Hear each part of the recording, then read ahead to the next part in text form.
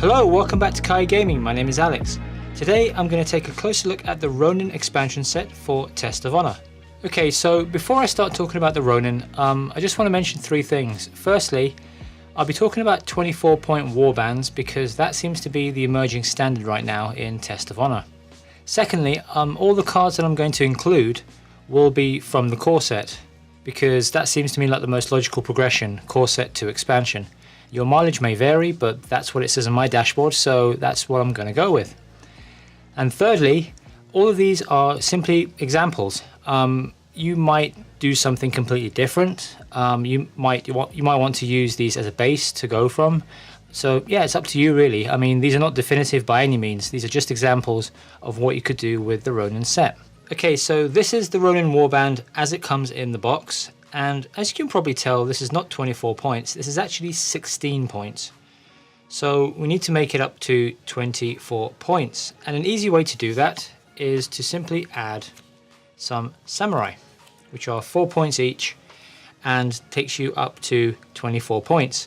This does give you more characters that you can add skill cards to, because remember, only samurai can take, or only cards with the samurai logo can take skill cards.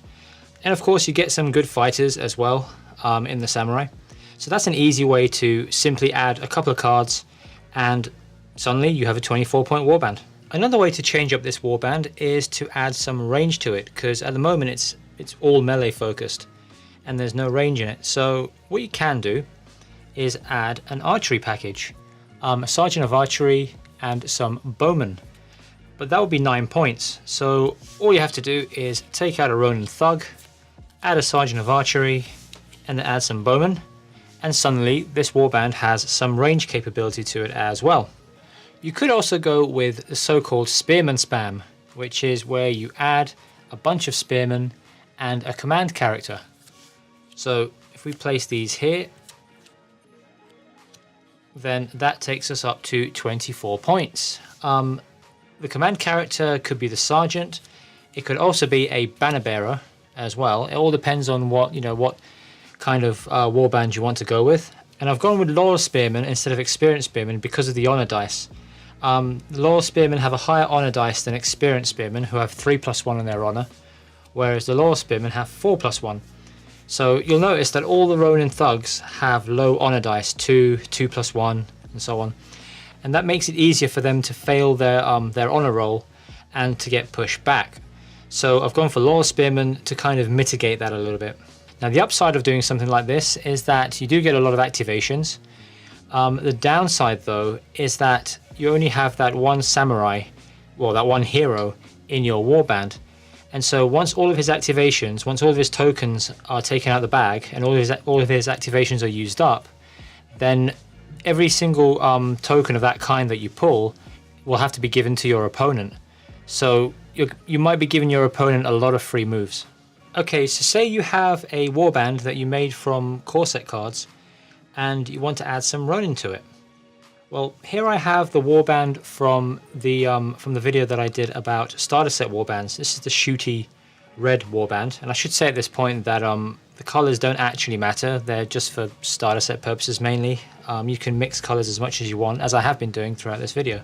So an easy swap here would be to take out the musketman and add a Ronin thug group, which isn't much of a change, but it does add that, that extra group that can, get involved, at closer range than a musketman who has to stand back and shoot and reload every other turn.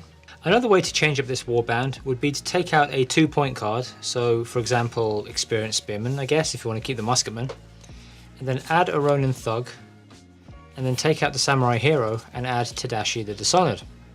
Now I would actually probably take out the musketman instead of the experienced spearman, but I'm just using this as an example. You could take out either depending on your preference.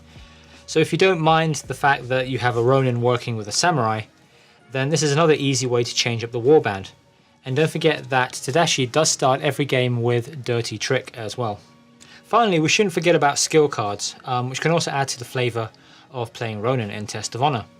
So here we have Bribes, which says put 3 spare counters on this card, and then when an enemy tests to keep their nerve, in other words takes a Test of Honor, then you can spend one or more of those counters to remove 1 die per counter. So basically you can make your opponent's tests of honor worse.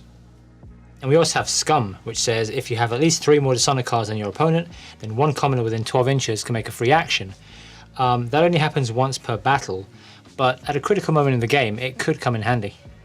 Also here we have slow acting poison, which is given to your opponent. They shuffle it into their fate deck, and then if they draw the card, then their hero takes 1 blood drop, and then they have to discard the card. So that's also a very kind of Ronin-ish thing, you know, trying to poison the opponent's hero, you know, in a kind of a dishonorable way. And also we have Poison Weapon, which is the first time the samurai inflicts a light wound, the target suffers 1 extra blood drop. Okay, so those were some ideas for incorporating Ronin into a Test of Honor warband. You might come up with something that I didn't talk about in this video, and that's a good thing. It's important to always be creative when making Test of Honor warbands. Okay, be sure to subscribe if you enjoy the content on this channel, and also be sure to share this video if you think that someone else might enjoy it. Okay, that's all for now. Thanks very much for watching, and until next time, see ya!